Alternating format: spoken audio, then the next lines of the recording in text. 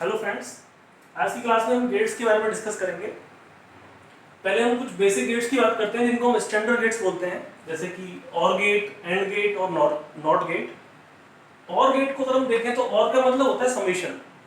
तो ये क्या करता है, जितने भी इनपुट्स इसके इनपुट टर्मिनल पे आएंगे उन सबको ऐड करके आउटपुट पे दे देगा। इसका सिंबल कुछ इस तरीके से होता है। तो यहाँ पर जैसे ये दो इनपुट और गेट है तो हमें आउटपुट मिलेगा y = a + b। इसकी अगर हम ट्रुथ टेबल की बात करें, ट्रुथ टेबल का मतलब ऑल कॉम्बिनेशंस ऑफ इनपुट, और उन कॉम्बिनेशन के रेस्पेक्ट में आउटपुट क्या होने वाला है उसको हम टेबुलेट जब करते हैं तो उसको ट्रुथ टेबल बोला जाता है। तो देखिए 0 0, जब दोनों इनपुट 0 होंगे तो सम करोगे तो क्या आएगा, 0 ही आने वाला है। 0 1 तो फिर आपने एक इनपुट को 1 कर दिया। कल हम देख रहे थे कि अगर हम किसी भी एक्सप्रेशन में 1 ऐड करेंगे तो वो हमेशा हमें 1 ही देगा, चाहे आप इसमें कुछ भी ऐड कर लो। तो मैंने 0 में 1 ऐड किया है तो 1 आ गया, फिर से 1 0 तो फिर से 1 आ जाएगा, 1 1 तो फिर से 1 आएगा। तो इसमें क्या होता है कि जब दोनों इनपुट 0 होते हैं तो 0 देता है, बाकी फिर सारे केसेस में ये 1 देता है। मतलब अगर हमारा एक इनपुट भी 1 हो गया तो आपका आउटपुट 1 आने वाला है।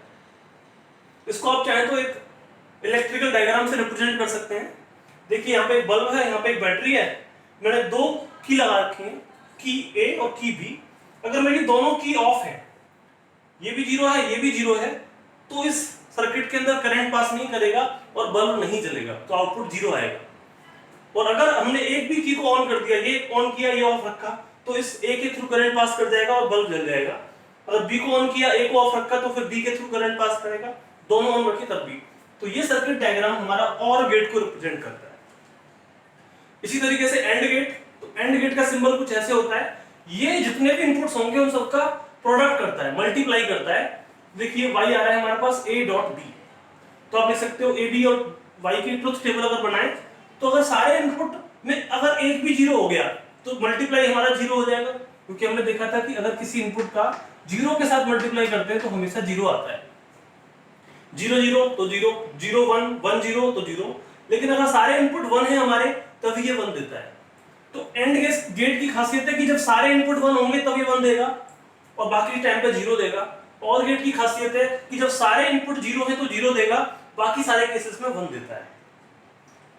इसका भी अगर हम इलेक्ट्रिकल डायग्राम बनाएं तो इस तरीके से बना सकते हैं। अगर दोनों इनपुट हमारे 0 हैं या फिर एक भी 0 है तो सर्किट हमारा पूरा नहीं होगा और बल्ब नहीं जलने वाला। तो बल्ब को जलाने के लिए हमें दोनों कीज को कनेक्ट करना पड़ेगा, मतलब दोनों को ही 1 रखना पड़ेगा, तब ये बल्ब जल सकता है। ये हमारा तीसरा स्टैंडर्ड गेट है जिसे हम नॉट गेट बोलते हैं।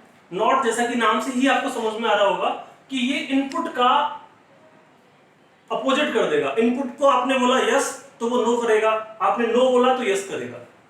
इसको रिप्रेजेंट करते हैं ए वार से, इनपुट का वार। देख सकते हैं अब ये जो जितने भी गेट थे इनके 2 या 2 से अधिक इनपुट होते हैं, ए बी, आप ज्यादा भी इनपुट रख सकते थे। नॉट गेट का इनपुट केवल एक ही होता है, एक इनपुट एक आउटपुट। तो ये हमेशा रिवर्स करेगा, आपने 0 दिया तो 1 करेगा, 1 किया तो 0 कर देगा। इसका डायग्राम आप ऐसे कुछ बना सकते हो। अगर आपने इस की को कनेक्ट किया तो करंट, क्योंकि लीस्ट रेजिस्टेंस पाथ फॉलो करेगा तो करंट उस बल्ब के पास नहीं पहुंच पाएगा। लेकिन अगर आपने इसको कनेक्ट नहीं किया है तब ये बल्ब जल जाएगा। तो मतलब अगर हम 0 रखते हैं तो बल्ब जल रहा है, 1 रखते हैं तो बल्ब नहीं जल रहा है। तो ये एक इन्वर्टर की तरह काम कर रहा है, जो इनपुट है उसको इन्वर्ट कर रहा है। तो स्टैंडर्ड गेट इनको बोला जाता है। अब आते हैं combination of the standard gate, जिनको हम यूनिवर्सल गेट बोलते हैं। जैसे कि नॉर गेट है, नॉर को आप कह सकते हो और प्लस नॉट। मतलब कि अगर मैं इस और के आउटपुट को इस नॉट गेट के इनपुट पर डाल दूं तो जो मेरा गेट बनने वाला है उसे नॉर गेट बोलते हैं। तो इसका सिंबल कुछ ऐसे होता है, और के आगे मैंने ये डॉट लगा दिया जो कि ये नॉट गेट का डॉट था। तो यहाँ पे क्या होगा, और करता है दोनों का सम और नॉट कर देता है इसके ऊपर वार, तो y हो जाएगा a + b का वार। तो आप इसकी ट्रुथ टेबल बना सकते हो, 0 0 0 1 1 0 1 1। तो जहां पे और था उसका जो 0 है उसको जब नॉट से पास कराओगे तो ये 1 हो जाएगा, और 1 1 है वो सब 0 हो जाएंगे। तो इसका आउटपुट कुछ ऐसे आ जाएगा 1 0 0 0। इसकी अगर हम इलेक्ट्रिकल डायग्राम बनाए तो ऐसा कुछ डायग्राम आएगा जिसमें अगर दोनों ही इनपुट 0 है तभी बल्ब जलेगा। अगर एक इनपुट भी 0 हो गया तो करंट लीस्ट रेजिस्टेंस पास से गुजर जाएगा और बल्ब को कोई करंट नहीं मिलने वाला है।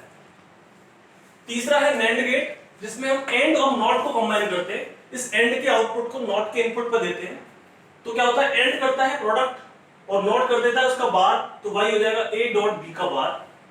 इसकी ट्रुथ टेबल ऐसी आएगी जिसमें एंड गेट के जहां जहां पे जीरो थे उसको जब नॉट से पास करेंगे तो जीरो सारे वन में कन्वर्ट हो जाएंगे और वन हमारा जीरो में कन्वर्ट हो जाएगा। तो इस तरीके से ट्रुथ टेबल आएगी। इसका इलेक्ट्रिकल डायग्राम हम कैसे बना सकते हैं, अगर हमारे सारे इनपुट वन है तो ये वायर कनेक्ट हो जाएंगे और करंट हमारा एबी के थ्रू निकल जाएगा, बल्ब के पास करंट नहीं मिलेगा, तो वन वन पे जीरो आता है। बाकी सारे केसेस में ये बल्ब को जलाएगा, तो बाकी सारे इनपुट मतलब ये जीरो ये वन ये जीरो जीरो, तो बल्ब जलता रहेगा। तो ये है हमारे यूनिवर्सल गेट्स। अभी हम एक्स और एक्स नॉर गेट डिस्कस करेंगे। अभी तक हम लोगों ने और gate, and gate, not gate, फिर हमने यूनिवर्सल गेट्स में नॉर और एक्स एंड नैंड गेट पढ़े थे। मैंने बताया था कि नैंड और नॉर को हम यूनिवर्सल गेट इसलिए बोलते हैं कि उनका यूज करके हम कोई भी गेट डिजाइन कर सकते हैं। आगे हम डिस्कस करेंगे कि कैसे हम नैंड और नॉर के थ्रू बाकी सारे गेट्स बना सकते हैं। उससे पहले ये दो और गेट है, एक्स और गेट और एक एक्स नॉर गेट। एक्स और का सिंबल जस्ट और जैसा होता है, बस एक एक्स्ट्रा ये कर्व आ जाता है और इसमें भी दो इनपुट हैं, अगर मान लीजिए ए और बी और इसका आउटपुट वाई है, तो और में हम लिखते थे a प्लस बी, एक्स और में हम a प्लस जो प्लस का साइन है उसके ऊपर ये सर्कल और लगा देते हैं। तो इसको अगर हम एक्सपेंड करके लिखें तो इसे हम a dot B bar plus a bar dot B लिख सकते हैं, मतलब a का मल्टीप्लाई b के नॉट के साथ प्लस a के नॉट का मल्टीप्लाई b के साथ। इसके लिए हम ट्रुथ टेबल बनाएं तो 0 0 पर 0 आता है, 1 1 पर 0 आता है, बाकी 0 1 पर 1 आएगा, 1 0 पर 1 आएगा। मतलब जब सारे इनपुट सेम होंगे 0 0 1 1 तो ये हमेशा 0 देता है। तो सेम इनपुट्स पे 0 देगा, डिफरेंट इनपुट्स पे ये 1 देता है। इसी का दूसरा गेट है एक्स नॉट।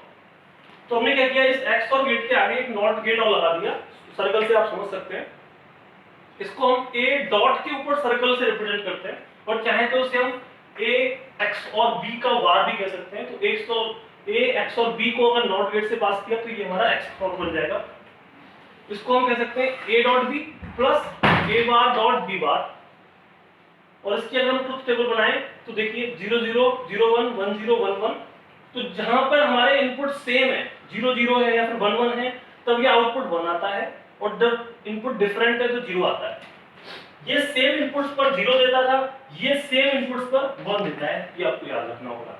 0 0 पर 1 1 1 पर 1, ये 0 0 पर 0 1 1 पर 0। तो ये हमारे दो गेट और थे। अब एक डी मॉर्गन्स लॉ है जो हमें बहुत यूजफुल हो सकता है आगे जब हम सिंप्लीफिकेशंस चेक करेंगे और कन्वर्जेंस देखेंगे कि कैसे हम नैंड गेट के थ्रू बाकी गेट्स बनाते हैं। अभी फिलहाल के लिए बस इतना समझ लीजिए कि अगर हम a प्लस b का बार कर दें तो वो a बार डॉट b बार होता है। उसी तरीके से a डॉट b का बार कर दें तो वो a बार प्लस b बार होता है। मतलब अगर हम और गेट का, या फिर इसे आप नॉर गेट भी कह सकते हैं, अभी हमने देखा था, तो नॉर गेट को आप a बार डॉट b बार कह सकते हो। सिमिलरली नैंड गेट को आप a बार प्लस b बार कह सकते हो। तो ये कुछ गेट्स थे, आगे हम और डिस्कस करेंगे इसी के बारे में। अभी फिलहाल एक क्वेश्चन देख लेते हैं जो कि नेट जेआरएफ का ही है, प्रीवियस ईयर का। ये एक डायग्राम दे रखा है जिसमें डिफरेंट गेट्स इस तरीके से अरेंज किए गए हैं। ये आप देख सकते हैं, ये नैंड गेट है, ये एंड गेट है, ये और गेट है, ये नैंड गेट है, ये और गेट है, और ये फिर से नैंड गेट है। अब केस हमारे पास दो हैं, केस 1 और केस 2। आपसे पूछा गया है कि इन दोनों केसेस में आउटपुट आपका क्या आने वाला है, ओ जो है वो क्या आएगा। तो अब देखिए, अगर आप ए और बी को 1 रखोगे तो 1 1, तो एंड गेट तो 1 1 को 1 देता है, लेकिन क्योंकि ये नैंड गेट है तो यहाँ पे आपको 0 मिलने वाला है। सिमिलरली जब सी और डी आपके दोनों 0 हैं तो 0 0 का मल्टीप्लाई करेंगे तो यहाँ पर भी 0 आने वाला है। और गेट में आप 0 0 अप्लाई कर रहे हो तो दोनों का सम करके ये 0 दे देगा। तो ये सब घूम फिर के यहाँ पे 0 आने वाला है। अब ई हमारा कुछ भी हो सकता है, लेकिन ये जो एंड गेट है इसकी होने की वजह से ये 0 एक इनपुट है, तो 0 मल्टीप्लाई ई, तो यहाँ पर भी 0 आएगा। एफ को अगर हम चेक करें तो वो 1 है, तो 0 प्लस 1, क्योंकि ये और गेट है तो यहाँ पर 1 आने वाला है। और जी हमारा 0 है, तो इस नैंड गेट का इनपुट है हमारे पास 1 और 0। मैंने बताया था कि नैंड गेट में अगर दोनों इनपुट 1 होते हैं तभी 0 आता है, अदरवाइज हमेशा 1 आता है। तो इस केस में जो हमारा आउटपुट ओ है वो आ जाएगा 1।